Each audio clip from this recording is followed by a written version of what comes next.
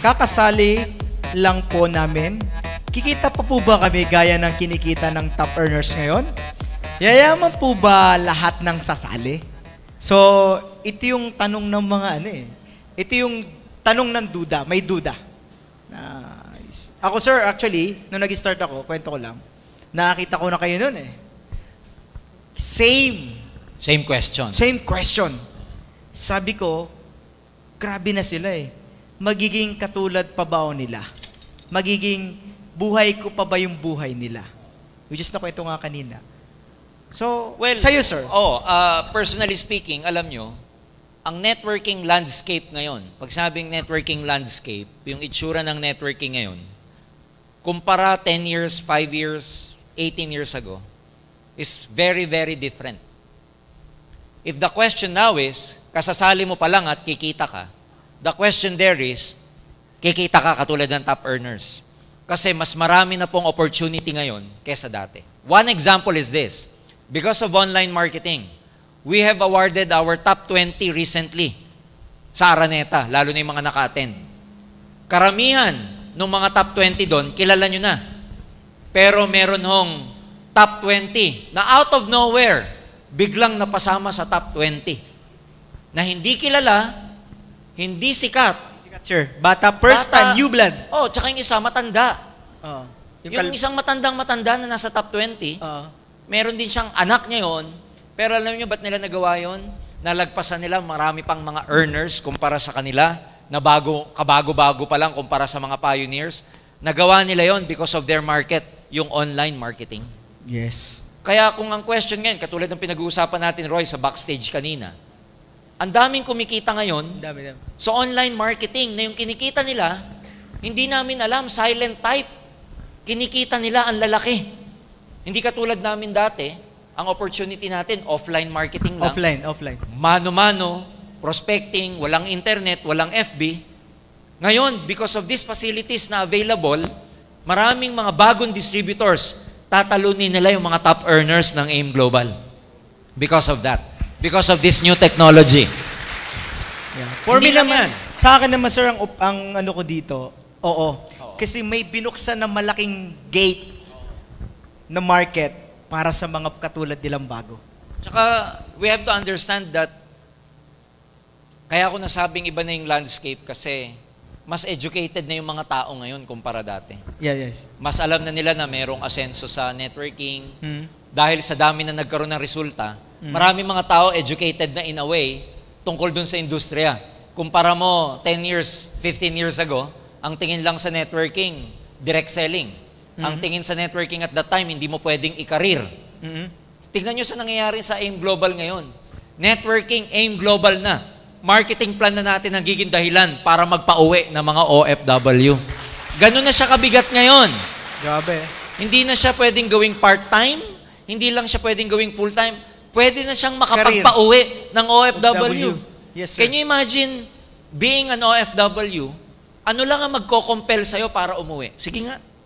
Ano lang ang magsasabi sa'yo para umuwi ka, Roy?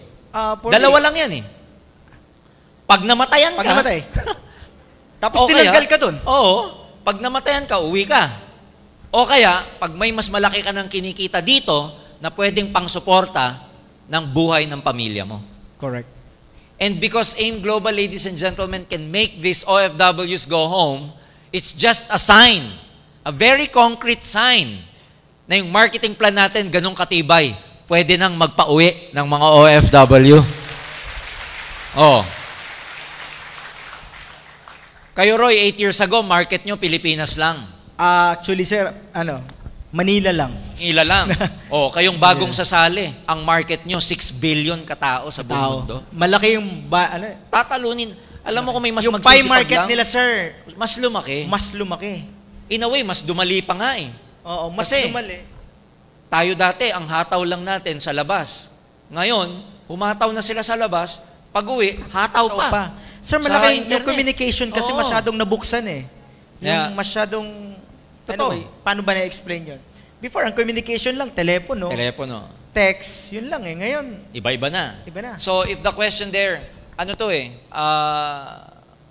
myth sa networking yung una-unahan ng kumikita. Matagal na pong myth, hindi totoo. Matagal nang hindi totoo sa networking yung pag nauna ka, hindi ka na pwedeng lagpasan ng mga nahuli. But let me tell you this, because of the technology and the market all over the world, maraming mga sisibol na new distributors na out of nowhere, bigla nilang tatalunin yung mga top earners natin. And who knows, baka yung susunod na tatalo kay Joseph Lim o kay Roy Saldua, audience natin ngayon nandito. Hindi mo masasabi yan. Ituro nyo. Ganito. Hindi man nandito Roy, pero baka sa grupo nila down the line in the future, yes, dun manggaling ang susunod na Roy Zaldua. Yeah. Tapos yung nakakaparod ng video, baka doon. Diba? Kaya you never know. Kaya mga kaibigan, katulad ng mga matatagal ng networking, 50 years old na mga networking na. May mga networking pong 50 years old na, kalahating century. Pero magugulat kayo, may mga new distributors sila na kumikita pa rin kahit na lumang-luma na yung kumpanya yung nila. mga na-meet natin, sir, sa Amerika. Thailand. Oo. Sa Amerika, sa Thailand, yung mga na-meet natin, ang tatagal ng networkers Tatanda na mga na, yun. Oo. Nakakagulat nga, gulat na gulat sila kasi sabi nila sa amin, yung mga new generation na networkers ngayon, ang laki ng lamang sa kanilang mga old generation networkers. Tama. Mas malaki na yung kikitain ng new generation kesa sa old generation. Yung second na question niya, yayaman po ba lahat ng sasali? That's the sad part. Because hindi lahat yayaman. Because hindi lahat magtutuloy. Hindi lahat may commitment. Yes, sir. Hindi lahat pag nahirapan, tuloy pa rin. Most people, pag nahirapan, nagkukwit. Most people, naiinip. Most people, napapagod. Most people, hindi matagalan ng frustration, challenges, and obstacle.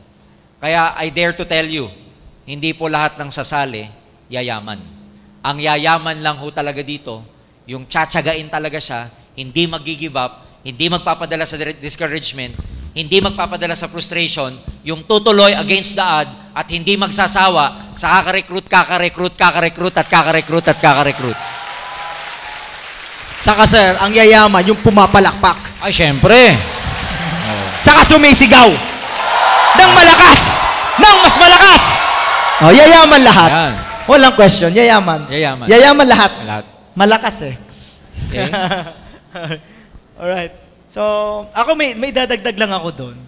Kasi sir, tinan mo ngayon ang 5 years old na marunong mag-Facebook. May kakilala ng mga iba-ibang lahi. Yun na lang eh. Yung dati, pag 10 years old ka noon, ang kilala mo lang yung kabarangay mo o pinsan mo. Hanggang doon lang. Oh. Pero ngayon, pag 10 years old ka ngayon, dahil may kadota ka, minsan, mga pamangkin ko minsan may kakilala taga Singapore. Oh. So yun lang yun Ang mga bagong generation ngayon, yung mas marami ng kakilala dahil nga sa internet. Totoo. Kaya, grabe ang potential ngayon, Grabe ang Roy. potential. Lagi nating sinasabi yung mga bagong join sa networking, ang swerte nyo kasi kami, para matuto kami nung araw, bibili pa kami ng libro sa National Bookstore. Kayo, may YouTube na. Free. May Google. Lahat mapapanood ninyo. Kaya, Download, audiobooks, libre. andito na lahat. Tamad na lang kasi, yun na lang eh. Kaya hindi yaman, ayaw makinig. Ayaw magtyaga. Kaya yung natutunan niya, hindi niya ginagawa. Yes. Yan ang mga talo ng networkers ngayon because of information overload. They know a lot, but they fail to do it. Yun ang talo mo rito. Pagka masyado kang alam pero hindi mo ginawa, talo ka. Kaya nung araw tayo naman, dahil kukunti ang alam natin, hataw na agad Apply yun. na apply. Apply ng apply. Kasi kukunti lang ang Sir, alam natin. natatandaan ko, ako yung siguro mga second year ko sa network, dahil nga limitado yung teaching.